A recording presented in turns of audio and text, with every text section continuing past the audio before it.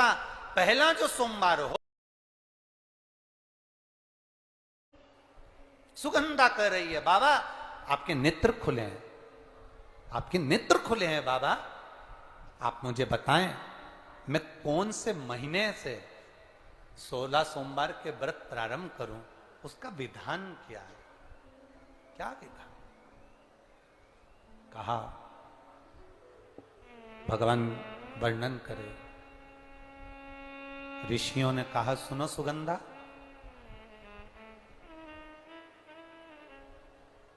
ये 16 सोमवार का व्रत कोई साधारण नहीं है। सुगंधा, संतान की प्राप्ति के लिए अगर 16 सोमवार का व्रत उठाया जाता है तो श्रावण के पहले सोमवार से उठाया जाता है। कब से उठाना चाहिए? श्रावण का पहला सोमवार। सुनो सुगंधा, यदि कोई विशेष बीमारी हो गई, बहुत रोग हो गया, तकलीफों में जिंदगी चल रही हो, बहुत कष्टप्रद जीवन चल रहा है, तो बैसाख के महीने के पहले सोमवार से 16 सोमवार का व्रत उठाना चाहिए। और सुनो सुगंधा, उत्तम वर, उत्तम घर, व्यापार, व्यवसाय, नौकरी, पद, प्रतिष्ठा,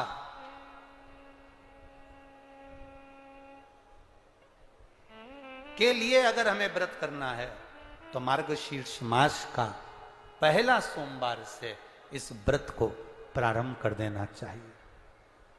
मार्गशीर्ष मास का पहला जो सोमवार हो उसमें इस व्रत को प्रारंभ कर लो।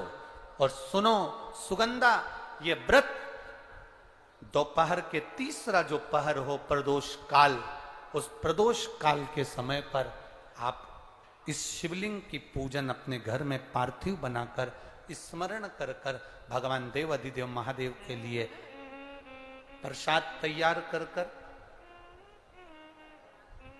आप जिस भाव से भगवान शंकर का आटा सेक कर या चूरमा बनाकर या मलिदा बनाकर जो भी आप बना रहे हैं, उससे 3 हिस्से प्रसाद के इस 16 सोमवार के व्रत में भी होते हैं।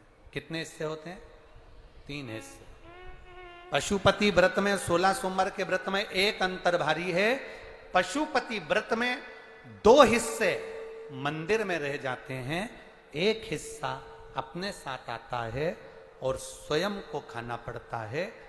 पर 16 सोमवार के व्रत में यह भाव है, एक हिस्सा भोलेनाथ का रहता है, दूसरा हिस्सा भक्तों के लिए, शिव भक्तों के लिए रहता है, और तीसरा हिस्सा आपके लिए रहता है। यदि पूरा ना पा सकें तो दूसरे को भी आपके हिस्से का प्रसाद दे सकते हैं, प्रदान कर सकते।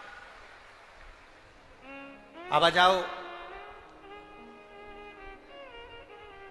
बड़ा सुंदर प्रसंग।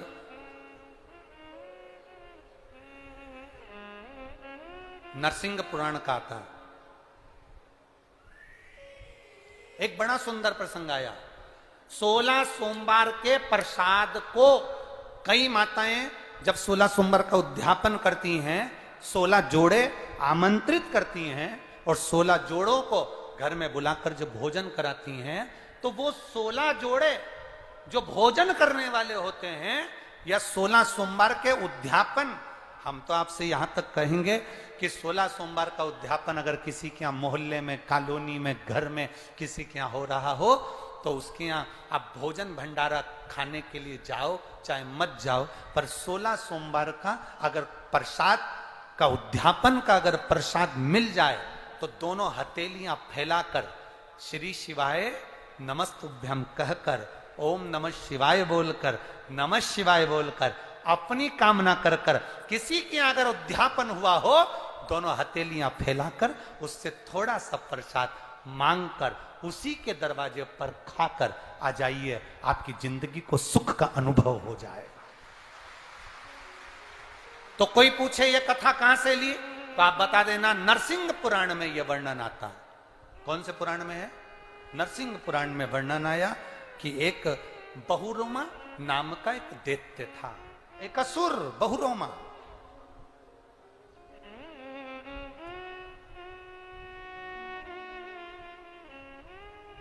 एक बार बहुरोमा नामक का ये दैत्य, ये असुर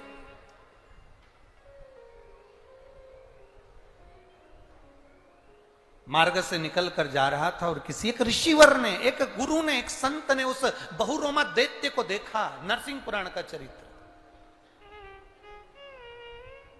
कोई आपसे पूछे कि 16 सोमवार के व्रत का, प्रसाद का महत्व क्या है? क्या महत्व?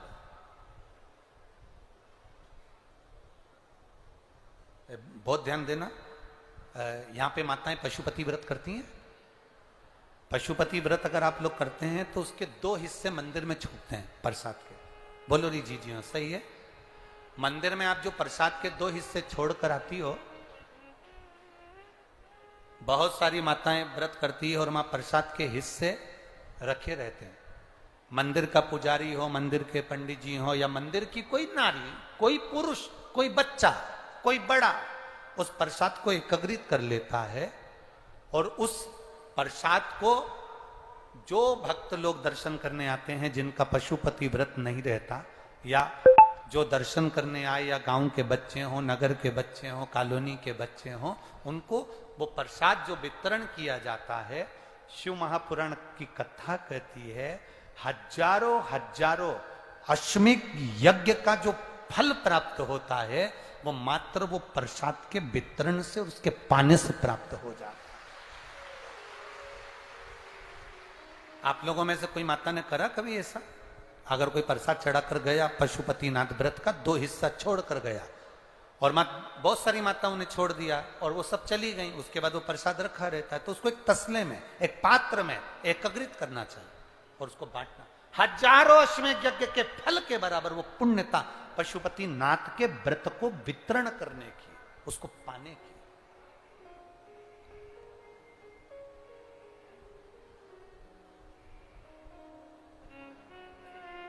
तीन चीजें बड़ी महत्व की हैं शिव मंदिर में।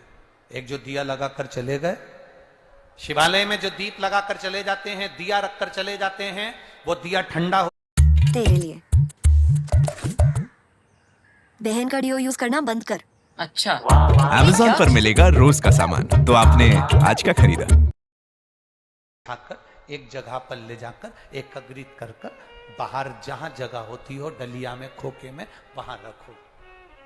वो रखे हुए दीप जो ठंडे हो गए हैं, उनको उठाकर एक जगह पर ले जाकर रख देने से जीवन में कभी विपदा की अगर घड़ी आती है, विपदा की घड़ी से मतलब होता है कोई बड़ा रोग आ गया, कोई एक्सीडेंट हो गया, उस एक्सीडेंट के समय पर एम्बुलेंस भी नहीं आई, कोई नहीं आया, आपने भगवान शंकर के सामने से रखे हुए दिए जो ठंडे हो चुके हैं, जले हुए नहीं, जो ठंडे हो गए, जिनमें ना दीप में कुछ भी नहीं बचा, वो ठंडे हो गए, उनको उठाकर आपने अगर एक और ले जाकर भी रखा है, अगर कोई आपकी विपदा की घड़ी में खड़ा नहीं होता, तो वो दीप जिनको आपने उठाकर एक और ले जाकर रखा है देवाधिदेव महादेव के मंदिर में, महादेव आपको उठाकर ले जाकर कहीं श्रेष्ठ जगह पर जरूर रखते हैं, निश्चित रखे। बोल बम का नारा है, उस दीप को रखे। तीन चीजें बड़ी महत्व की। एक, प्रसाद, शंकर के मंदिर का पशुपति व्रत का प्रसाद। एक, शिव मंदिर में रखी हुई जल से भरी हुई बाल्टी, हंडा। अब हमें यहां छिंदवाड़ा का तो नहीं मालूम, ये शिव पुराण तो कहती है अपने घर से जल लेकर जाना चाहिए, आप लोग ले जाते हो ना, पर मंदिर के अंदर भी बाल्टी भरकर रखा रहता है पानी। यहां रखते हैं क्या कि कोई भक्त आए और उसको चढ़ाना हो तो वहां से भरकर, वो बाल्टी, वो हंडा अगर तुम्हें दिख रहा है कि खाली है और बावड़ी, कुआं, नल दूर है या बाहर है, तो प्रयास करना कि वो बाल्टी, वो हंडा, वो घगरा आप उसको भरकर मंदिर में जरूर रखकर आना। जितने लोग जल चढ़ाएंगे वो जल आपकी ओर से चढ़ा हुआ होगा, उसका फल अपने खा। 3 चीजों का स्मरण रहे। कल हमने कथा में कहा था, गुरु नानक देव जी की कथा वर्णन करी थी। तो गुरु नानक देव जी की कथा में अपन ने बाले की कथा श्रवण करी थी। उस बाले से कहा कहीं लंगर हो रहा हो, कोई लंगर चख रहा हो, कोई भंडारा हो रहा हो, कोई भोजन कर, उसका एक क्रम समझाया गया कल की कथा में।